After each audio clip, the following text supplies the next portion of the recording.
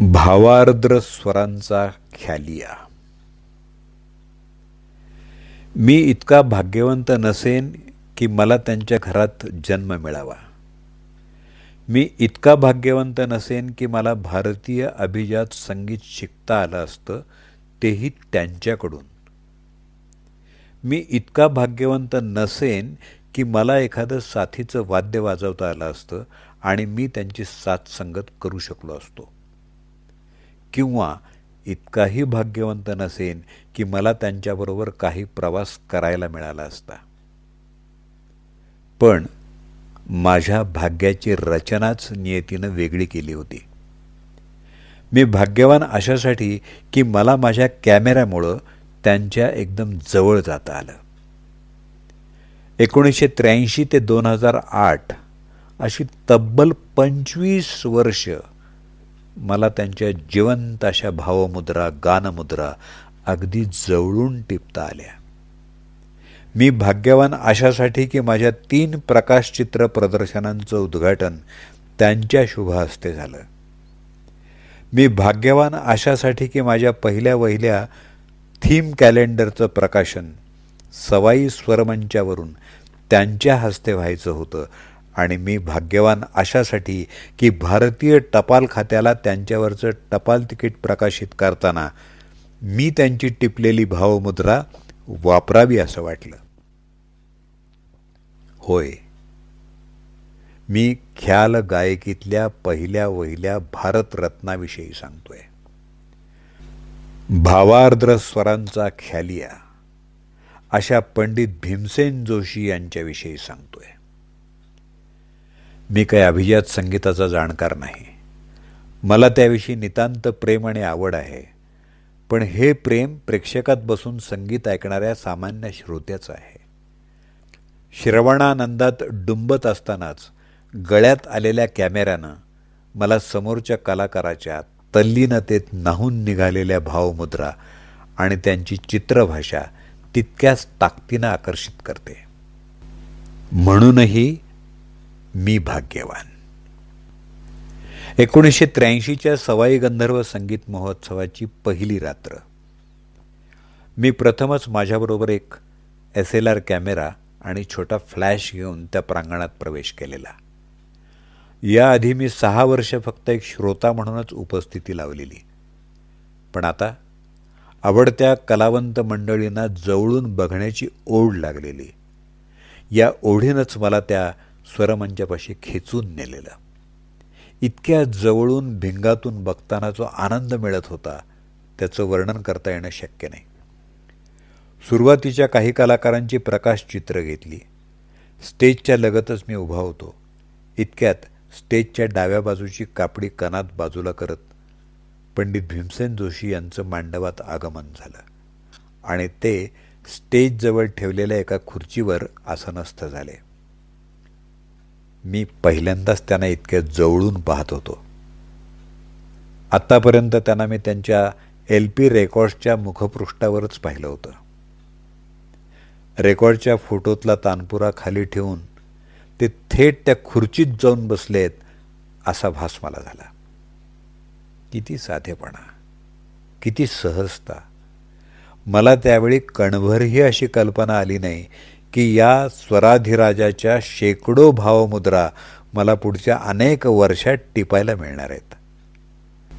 आणि त्याची सुरुवात त्या महोत्सवाच्या शेवटच्या दिवशी त्यांच्या तानपुरा ट्यून करतानाच्या प्रकाशचित्रानंच होणार आहे. पुढं दरवर्षी मी माझा कॅमेरा घेऊन सवाईला जात राहिलो. 1986च्या जून महिन्यात मी माझं पहिलं प्रकाशचित्र प्रदर्शन स्वरचित्रांच्या काठावरती या नावानं सादर केलं. बरेचसे कलाकार त्या प्रदर्शनाला भेट देऊन गेले, पण भीमसेनजी मात्र येऊ शकले नाहीत. माझ्या मनाला याची खंत होती. त्याच्यावरती उपाय सुचला. डिसेंबर महिन्यात तेच प्रदर्शन मी रेणुका स्वरूप शाळेच्या प्रांगणातच असलेल्या भावे प्राथमिक शाळेच्या सभागृहात परत प्रदर्शित केलं. यावेळी मात्र सवाई महोत्सवात कला सादर करायला आलेल्या अनेक कलाकारांनी आणि रसिकांनीही प्रदर्शनाला भेट दिली. अर्थातच शेवटच्या दिवशी भीमसेनजी आवर्जून ते पाहायला आले. माझ्या पाठीवर कौतुकाची थाप दिली. अभिप्रायही लिहिला.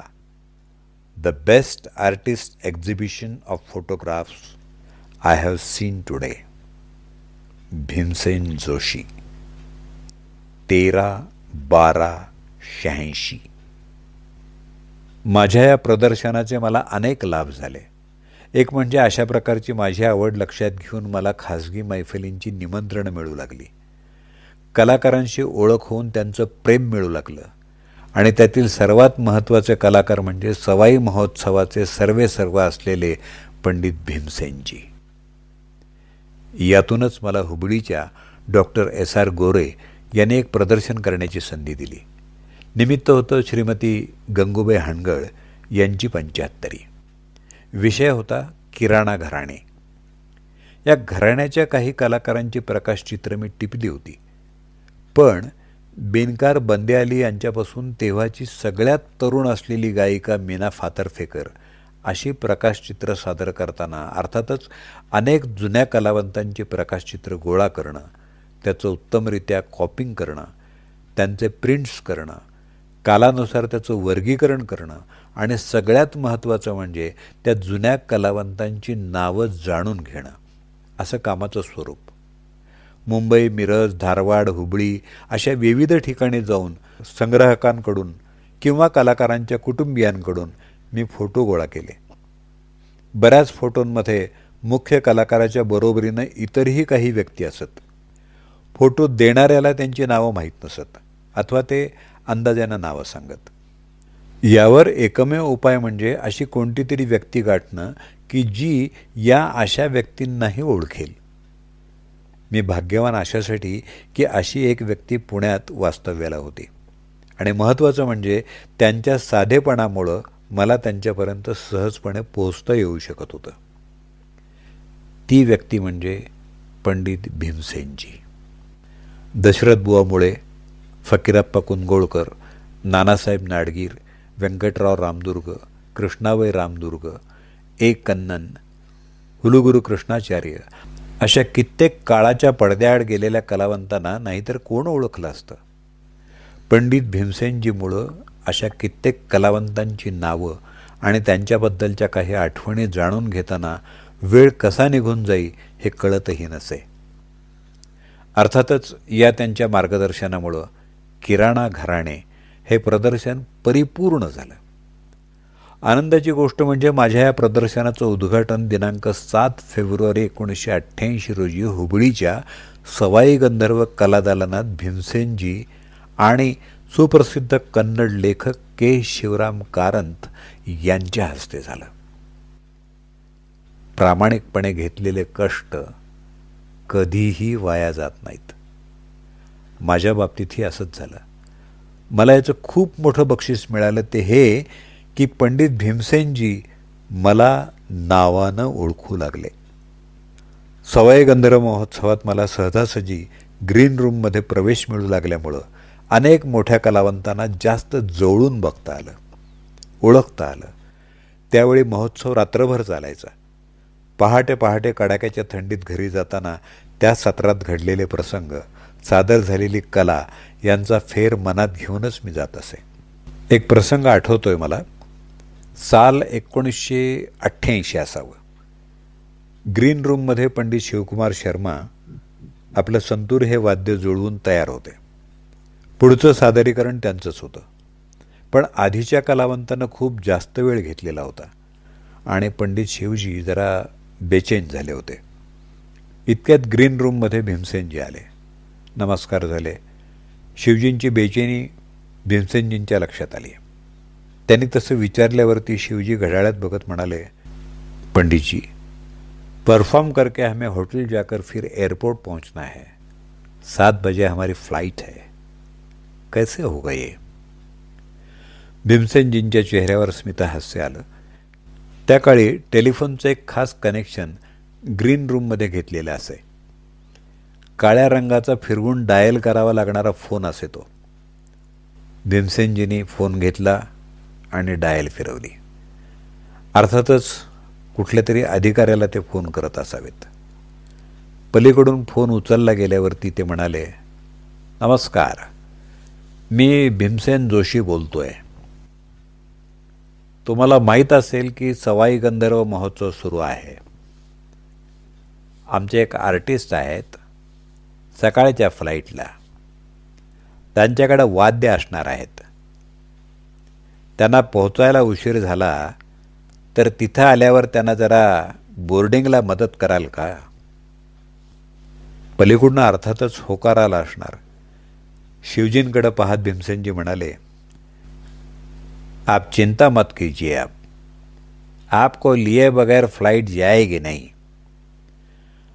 अशा प्रकारे आश्वस्त केल्यावर मग मात्र शिवजी निश्चिंत झाले.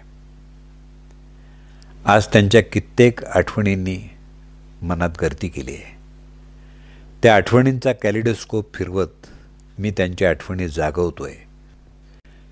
सन 1989ची आठवण आहे. भीमसेनजी परदेश दौऱ्यावर गेले होते. जर्मनीत त्यांचे कार्यक्रम होते. माझा सख्खा काका त्यावेळी जर्मनीत व्याख्याता म्हणून वास्तव्याला होता. तिथून परत मुंबईला येताना माझ्या काकाला समजलं की त्या फ्लाईटमध्ये पंडित भीमसेनजीही प्रवास करतायत. तो तर त्यांचा एकदम डाय हार्ड फॅन. त्याला कमालीचा आनंद झाला. प्रवास 7.25 तासांचा होता, पण त्याला राहावे ना. टेक ऑफ नंतर लगेचच त्यांना भेटायला तो त्यांच्या सीटपर्यंत पोहोचला. जर्मनीच्या हवेत 30,000 फुटांवर आपल्याला आपल्या आवडत्या गायकाला भेटायला मिळण्याचा आनंद काही औरच आहे ना. तिथं पोचल्यावर त्यानं भीमसेनजींना नमस्कार केला आणि स्वतःची ओळख सांगितली. मी इथं बॉनला व्याख्याता म्हणून काम करतो. माझं नाव डॉक्टर पाकणीकर. यावर भीमसेनजी म्हणाले, अरे वा, मग आमचे फोटोग्राफर पाकणीकर तुमचे कोण? तो माझा पुतण्या, असं उत्तर काकाने दिलं. पण त्याला त्या क्षणी झालेल्या आनंदापेक्षा त्यानं नंतर मला हा प्रसंग सांगितला त्यावेळी मला झालेला आनंद कैक पटीने जास्त होता. भीमसेनजींच्या 75 निमित्तानं 1996 साली स्वराधिराज या नावानं एक ग्रंथ प्रकाशित करण्यात आला. ग्रंथाचं हे नाव पु ल देशपांडे आणि सुनीताबाई देशपांडे यांनी सुचवलेलं. त्यात भीमसेनजींच्या संग्रहातील अनेक फोटो आणि मी त्यांचे टिपलेले फोटो वापरले होते. त्या सर्व फोटोंचं एडिटिंगचं आणि त्याच्या संरचनेचं काम मी करणार होतो. त्या काळात माझ्या लँडलाईनवर त्यांचा फोन येत असे. मी भीमसेन जोशी बोलतोय, कुठंपर्यंत आलाय काम? हा त्यांचा पहिला प्रश्न असे. त्या ग्रंथात प्रत्येक फोटो शेजारी मी त्या फोटोग्राफरचा श्रेय निर्देश नोंदवला होता. तसंच ग्रंथाच्या शेवटी फोटोंचा क्रम, त्याचा स्वामित्व हक्क आणि त्याचा संग्राहक अशी सूची दिलेली होती. मराठी पुस्तकाच्या इतिहासात असं पहिल्यांदाच होत होतं. मी केलेलं हे काम त्यांना अतिशय आवडलं. म्हणूनच स्वतः सही करून त्यांनी तो ग्रंथ मला भेट दिला. त्यानंतर 2001 साली स्वराधिराज याच नावानं मी एक प्रकाशचित्र प्रदर्शन केलं आणि त्याबरोबर जगभरातल्या संगीत रसिकांना त्या प्रदर्शनाचा लाभ घेता यावा यासाठी त्याच नावाची वेबसाईटही सुरू केली. माझ्या सुदैवानं त्याचंही उद्घाटन भीमसेनजी आणि डॉक्टर श्रीराम लागू यांच्या हस्ते झालं. चालण्याचा त्रास होत असूनही भीमसेनजींनी तासभर हिंडून प्रदर्शन पाहिलं. माझं खूप कौतुकही केलं. सवाई गंधर्व महोत्सवाला 2002च्या डिसेंबर महिन्यात 50 वर्षे पूर्ण होणार होती. मोठा 5 दिवसांचा कार्यक्रम करण्याचं मंडळानं ठरवलं. तिकडे गणेशखिंड रोडवरती सवाई गंधर्व स्मारकाची वास्तू आकार घेत होती. बांधकाम सुरू असलं तरीही काही भाग पूर्ण झाला होता. त्यातलं आर्ट गॅलरीचं काम झालं होतं.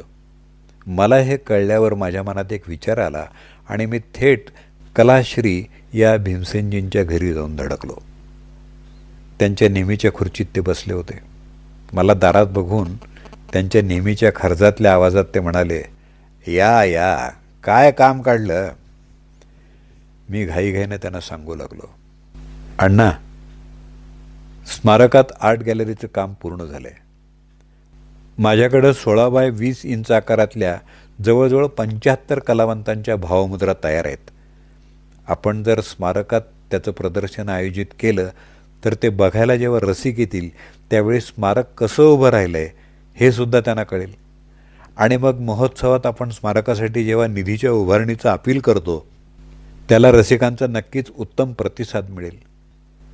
माझं म्हणणं जितक्या घाईघाईनं त्यांना मी सांगितलं तितक्याच शांतपणे त्याने ते ऐकून घेतलं होतं.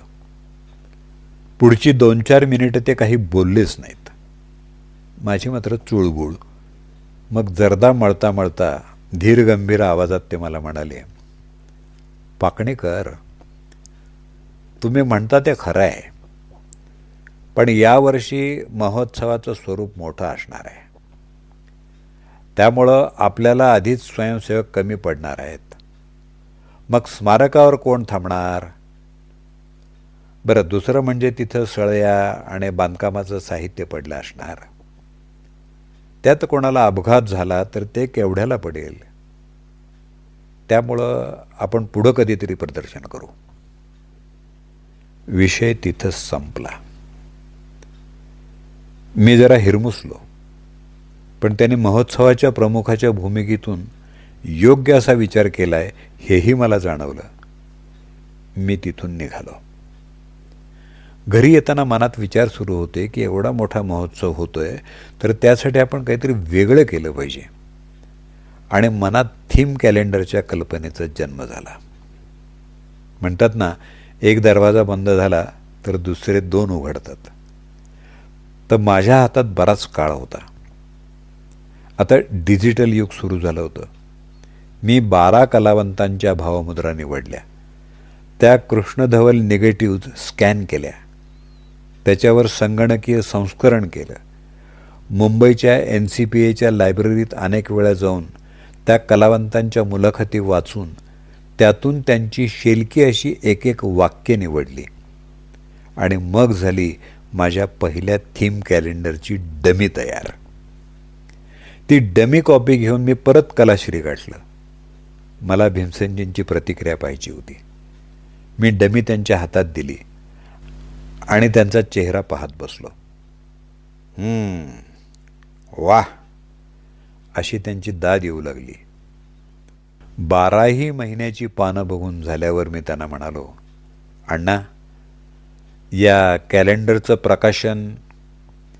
माझं वाक्य पूर्ण व्हायच्या आतच त्यांचे उद्गार आले, महोत्सवात केलं. माझ्या आनंदाला पारावर राहिला नाही.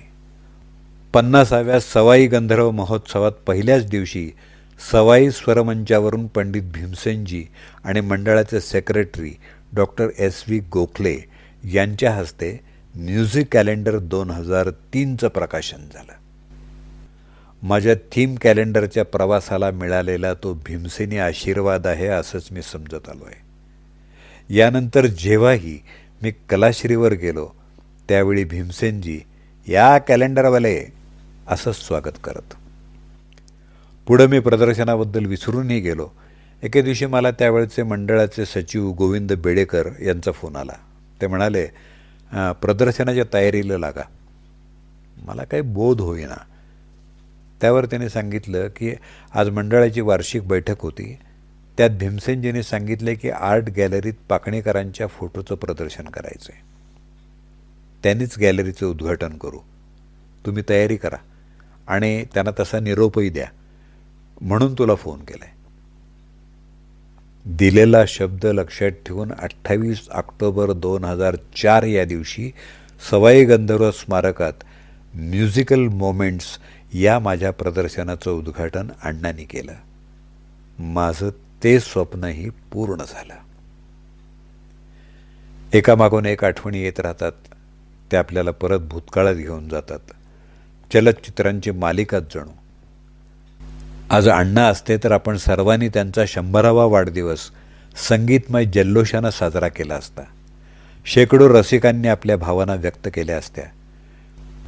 पण मला नेहमी वाटत आलंय की स्वराधिराज या ग्रंथाच्या वेळी कविवर्य विंदा करंदीकर यांनी 4 ओळीत ज्या भावना व्यक्त केल्या आहेत त्या समस्त भीमसेन प्रेमींच्याच प्रातिनिधिक भावना आहेत. कविराज म्हणतात, प्रिय भीमसेनजी, अमृताचे डोही बुडविले तुम्ही, अमृताचे डोही बुडविले तुम्ही, बुडताना आम्ही धन्य झालो. मी पण संपले झालो विश्वाकार, स्वरात ओंकार भेट लागा. भावार्द्र स्वरांचा ख्यालिया. लेखन सतीश पाकणीकर. दूरध्वनी क्रमांक 98 23 03 03 20 9823 03 03 20. वाचन दत्ता सरदेशमुख.